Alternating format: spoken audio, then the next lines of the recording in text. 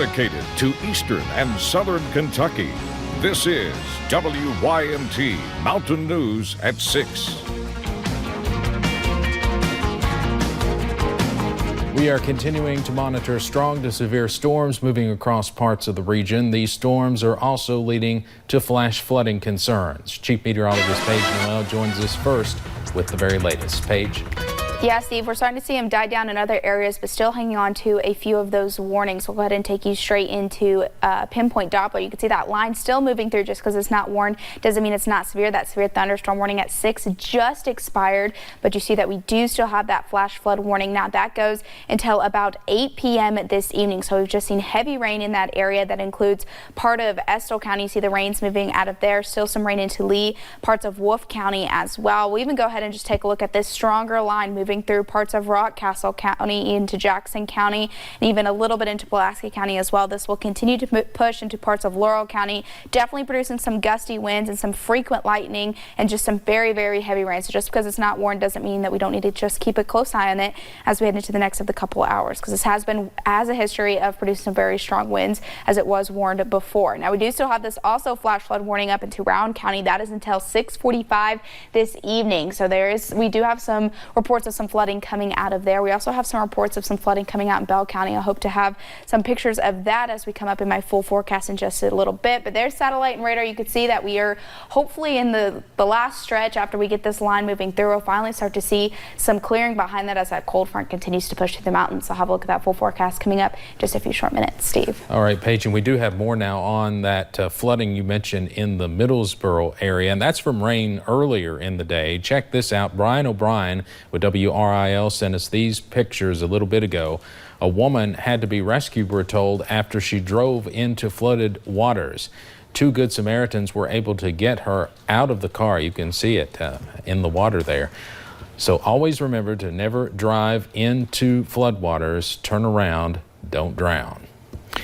There may be some hope returning to the workers affected by the Black Jewel bankruptcy and the anticipated layoffs at Sykes Enterprises in Perry County. Today, another meeting was held in Hazard to help those affected and steer them towards the help they need. WYMT's Will Puckett was there and has more. This is a situation no one ever wants to be in.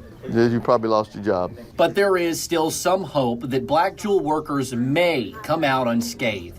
Most of the miners were probably thinking, well, they'll just restructure and we'll just keep on going. Maybe we can dig ourselves back out of the bankruptcy. But after missing 3 paychecks, these boots have gone from the mines to the unemployment line. You don't really know what's going on. It's not like nobody's really putting out any factual information. Many families are suffering as these workers were hit without warning. Usually when there's a mass layoff coming, they're notified ahead of time. These guys took their checks, went to the bank, and then found out that that check was no good. Perry County Judge Executive Scott Alexander worked in the coal industry and has now served several years as a county official. But he says this is a first for him. I've not seen where the checks were given to them, put in the bank, and then taken away. I've never witnessed, I've been through several bankruptcies myself, never witnessed something like this. And while there is help available, no one doubts that these are dark days. In Perry County, Will Puckett, WYMT Mountain News. Now, if any miner needs help finding work or help filing a case in bankruptcy court, they can call their judge executive's office for assistance. Miners were meeting Harlan County Physical Court employees today to fill out those forms to try and get the money they are owed from Black Jewel. Harlan County officials say they are helping miners fill out 410 forms to help them get the wages that they have not received.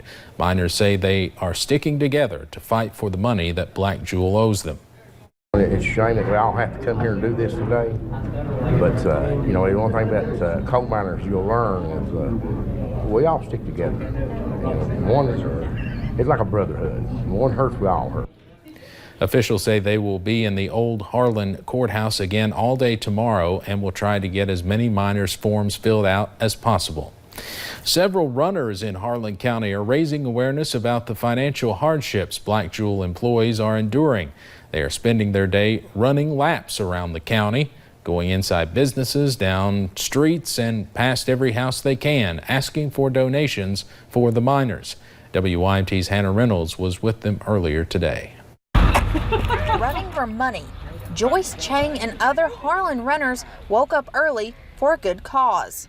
I wouldn't have got up this morning if it wasn't for this cause. If it was a road race, no, I wouldn't have got up. No. But this one's important to her. Chang says she has lived in Harlan for 25 years.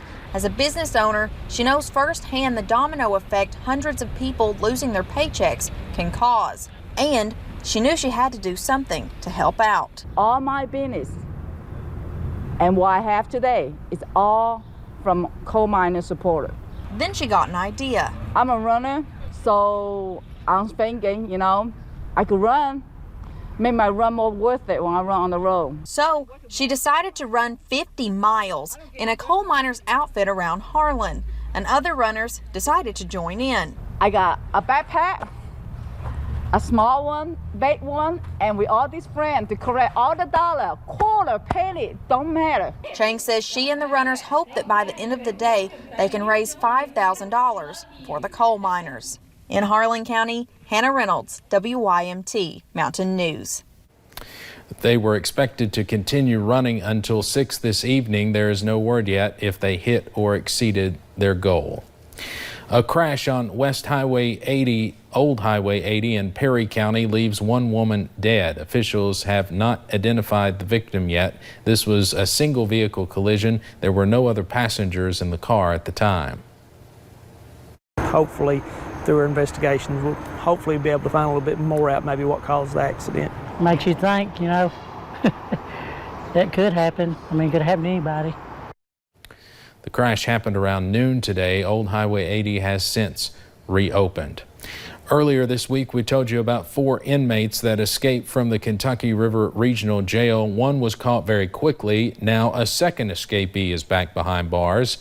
This man, Stephen Smith, was taken back into custody by Kentucky State Police and the Perry County Sheriff's Department earlier today. Officials say they found him in the Christopher community. It's not known what new charges he may face. Meanwhile, police are still searching for these 2 men, James Reed and Kenneth Spurlock. If you have any information on where they are, you're asked to call the Kentucky River Regional Jail at 606-436-1008 or call your local police agency.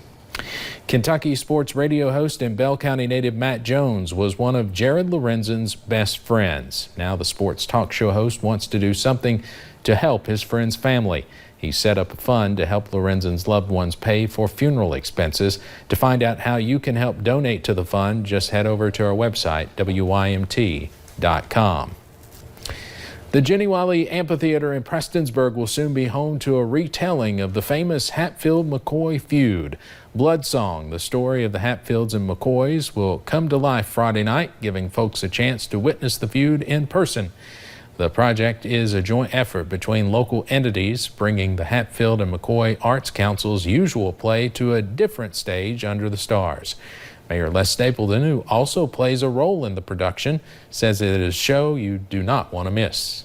These kids are amazing. They really are. And the production's great. And of course the venue, Jenny Wiley Amphitheater, there's no place better.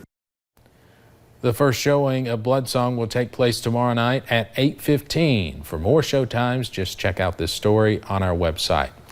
A new stage is almost finished in downtown Hazard. The city received a grant in 2016 from the Division of Water to build the new venue. Hazard Mayor Happy Mobilini says the pavilion might not be completed in time for the upcoming North Fork Music Festival, but after it is done, anyone is welcome to use it. We're starting to have music festivals. We're having the first one the 26th and 27th of July, but it probably won't be here at that time. It'll be at the other end of town. Outdoor theater, church groups, anybody can use the pavilion anytime they want to use it. Officials say they hope to have the pavilion completed by the end of July. That's there next to City Hall, and it will be used during the Black Gold Festival coming up in September. And that cold front's continuing to push through our area, bringing showers and storms into the area. We'll break down that full forecast and hopefully some drier weather coming up in just a few short minutes. And lots of shoes filled the pews as mission groups gathered in Pike County today. We'll tell you why.